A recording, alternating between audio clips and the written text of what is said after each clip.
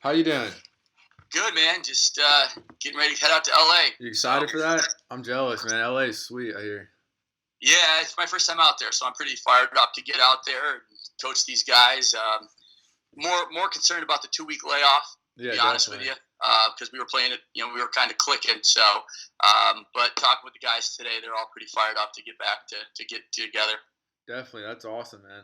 So I was looking at your backstory, your ONU documentary that you did, I guess last year. How Okay, exactly did you get into coaching? what's that? How exactly did you get into coaching after the Yeah, military? so I was in college, and when I was done with school, I couldn't play my senior year, and I just started sending emails out to coaches, and VMI gave me a chance, and that's kind of how it took off from there. I Okay. couldn't play due to a wrist surgery, and then VMI gave me my shot, and being in the military, it seemed like a good fit. That's awesome. Yeah. So, bringing your college coaching experience, to the pros, how do you build a culture amongst those pro guys? Yeah, this year was unique. This is probably one of the years, I tell people all the time that I think I've grown the most with this group. When I was coaching with the Ohio Machine and got to be the defensive coordinator there, I was nervous on how they were going to receive me as a D3 guy, and those guys were great, and it was kind of an easy transition. They already had a culture together, and I fit it. And then with the PLL, we're building something from the ground up, and you have all these Notre Dame guys that have a tremendous amount of pride in the way that Jerry Byrne coached them up and the pride that they have in Notre Dame, and we do things. I have a little bit different philosophy, so it's been a lot to just kind of get everybody together and communicate. I told them from the get go, communication and organization were really going to be key for us to kind of get this thing going. Okay, that's awesome. So it's a good group of guys. They're the best. Yeah, I mean, honestly, they truly are. I think every coach says that, but I believe that our guys are. There's some guys on our team that have had to, take a step back, because they've been a superstar their whole career. Yeah, And, here they've got to be like, well, wait a minute. I'm on the field with Matt Kavanaugh, or I'm on the field with, all these other great players. We've got to kind of swallow our pride a little bit. And they've done an unbelievable job. I mean, they want to be coached. Like, that's something that a lot of people don't realize that, Greg Renlian and Kyle Harris and Joe Walters, these veterans that are leading our team, Brian Karalunas, they want to be coached. yeah, And, the younger guys that are about to take this league over, I think our defense is the best in the league, period. And there's some young talent there, and, they want to be coached up. They want to be challenged. They want to be pushed. They got a tremendous amount of confidence, and you have to challenge these guys. These pro athletes starve for that. They want to be challenged. They want to be pushed, yeah. and they love it. It gets them excited. Do you have a glue guy on the team, or do the veterans just kind of mesh together? Yeah, we do a couple, but I think Eddie Glazner is probably the smartest lacrosse player I've ever coached, and he is the glue on the defensive side of the ball. He is the guy that kind of keeps everything together. And then overall, I think Kyle Harrison's a terrific leader, and the guys respect him and they like him. And then, I think as a team, there are some guys that are gelling. Greg Renlian's done a phenomenal job, being a glue guy. And, I think Eddie Glazner and Patrick Harbison are two guys that come to mind, and then Brent Adams as well. So we've got a lot of guys like that. Sergio Salcido does his Sergio's a job. great guy.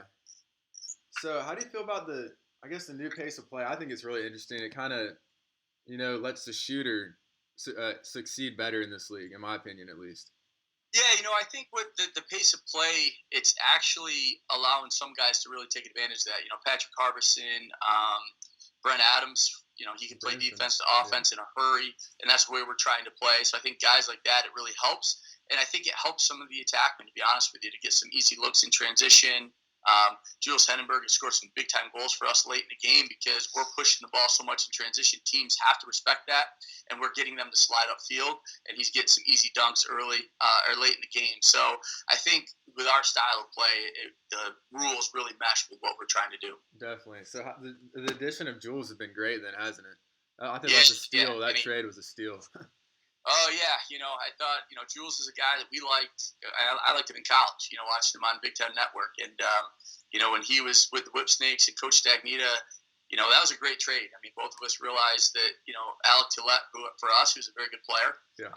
with our defense, just we couldn't get him the reps that he would want, and Jules was in that same boat. So.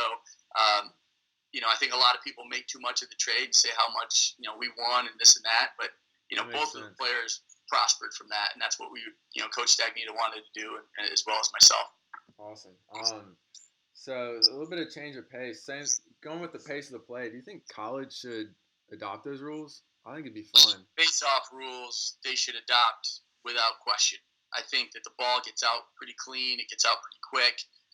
The face-off guy isn't really, some of the things that I just don't like about the rule right now is, guys are getting tied up, and as soon as the ball pops out, the face-off guy is in a pretty vulnerable situation. I think if they adopt the rules and maybe don't move the lines in, the face-off wings in as much, I think we're going to have some, just some cleaner play. Yeah, I think the face-off rule should be great. And I think I might be maybe in the minority, but I would love to see a 2-point shot in the college game. And I certainly would advocate for a shot clock to be a little bit faster than 80 seconds is just too much. I think the shot clock's a must. I mean, I was showing some people who've never watched lacrosse before the PLL, and they loved it. Because it's up and down, back and forth, shooting nonstop. And they didn't know what was going on. They just loved it. And now they're watching it every weekend. That's awesome. So I think it's great. I think it's great for the game. I think for college lacrosse, it'd be awesome. Instead of just watching them work it around and set it up and all that. I think without a doubt. I agree. I really do. Awesome. So I have one question for you. I think everyone wants to know this. Do you have a favorite or funniest coaching story? Oh, man. Gosh. One that I'm willing to share? I don't know. I don't know if I would be willing to share. But, I don't know. I've had so many pretty fun moments. You talking about with just this year or just any time in the anything career? Going on in the PLL that you think would highlight kind of like the Redwoods culture or like the camaraderie of the team? I think one of my favorite plays was, somewhat controversial, but I think it was against the Atlas, and one of their middies was coming right down Main Street, and Garrett Apple slid body, and we made a save, and it was to the other end. And I think if people ever asked me what I would want our team to be like, it would be that. We want to arrive angry on defense. We want to be physical. We want to make sure that the save is made, and we're going to the other end in a hurry and scoring goals. So I think that, if I thought about a play this year, there's been so many awesome ones. Yeah. But that's one that sticks out to me. It kind of set the tone for our whole season.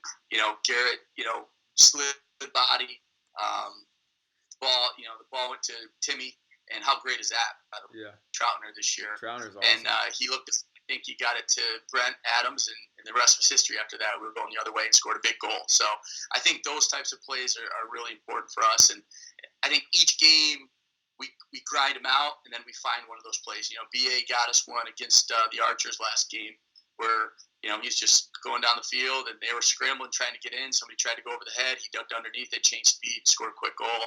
I mean, those are the types of plays that we really celebrate. But I think that Atlas play would be indicative of what we want to do. But, Garrett Apple's backhand shot against the That was wild. I'll put that up on the page. And there was a play in that. I'm big on the hustle plays. Yeah. I think the guys will tell you that. There's plays that we don't celebrate or don't get as much love. But there was a play in that game on the sideline. I think Garrett had like 11 ground balls that day. But he picked it up and shuffled past it. And we got the ball to Jules. Jules threw a pass to Garnsey. And Garnsey went behind his back. And, that play sets it up. There was another play where Brent Adams just outran everybody to pick up a ball on the end line on a shot. And I think those things epitomize what we are and who we are as a team. And, you got to love seeing the old timer stick that jump shot, that vintage jump shot with Kyle. Are you trying to get him, an amazing moment. Are you trying to get him implemented more in the offense? What's that? Are you trying to get Kyle more implemented and dodging more? We are. We really are. We're trying to get some guys going. We're trying to get, Perkovic going a little bit more in settled offense. We got to get Joey Walters. I think Joey sees the field as well as anybody. Some of the assists that he has this year. But honestly, we haven't played a ton of settled offense because we are getting some quick goals in transition, or we're taking a quick shot and going back the other way. But and then last game, I think they had 15 more possessions than we did, just because we couldn't win the face-off. But, yeah, we want to try to get Kyle going because I think some of the things that he does really well that people don't realize is he in Ohio led our team with hockey assists one year just because he still is able to get enough shake to draw a slide. People will still respect him like they should. But then, we want to get Joey Walters and Perkovic going, and Salcido started out on fire. Didn't play his best game last game, so we're really looking for Sergio to really bounce back this week. Awesome. And we're also going to do some things with Westberg. I mean, I'm really excited about Westbrook. That was a great addition. I saw that. I was like, no way. Y'all are loaded, man. Yep. So we're really excited. He's just an awesome guy.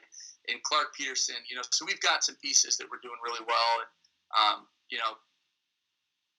well, I can just tell you, you'll hear it first, but, JoJo Marasco is going to, make an appearance this year for the first time. And we got some packages that he did really well with at training camp, and he's really chomping at the bit. And, we're trying to get some guys back into it as much as we can, but it's hard. It's really hard. We're doing well. We don't want to mess with it too much. Definitely. I mean, y'all are loaded. You got a lot of shooters. It's fun to watch. I think you're going to make a big run. Yeah, I appreciate that. We're pretty excited. We're still not quite there on offense yet, but we're getting closer. And last question for you. How do you like the tour base? I mean, I know it makes sense right now, but you're in a different city every week. How's that go for coaching? Yeah, you know what? It's actually, I was really nervous about that. And now that I'm doing it, I'm pumped. It's like every week, the way this league is doing it, what Mike Rabel is doing and his staff, I mean, they just treat us, the players get treated in a way, like we're staying at some phenomenal hotels. People are like, you talk about the hotels all the time, coach. I'm like, well, yeah, these guys, you get there, you're excited. In the lobby, you're running into some players that I got to coach it, in the other league, or I got to coach in college, or coach against them, or recruited them, or something like that, and or developed just a relationship with them in pro lacrosse. So every time you show up at the hotel or the airport, it's been great, and I think that part's been fun. Our very first game, we were in Boston. I landed in the airport. Some guy I never even met walks by me and goes, "Go whip snakes," and just to try to get me going.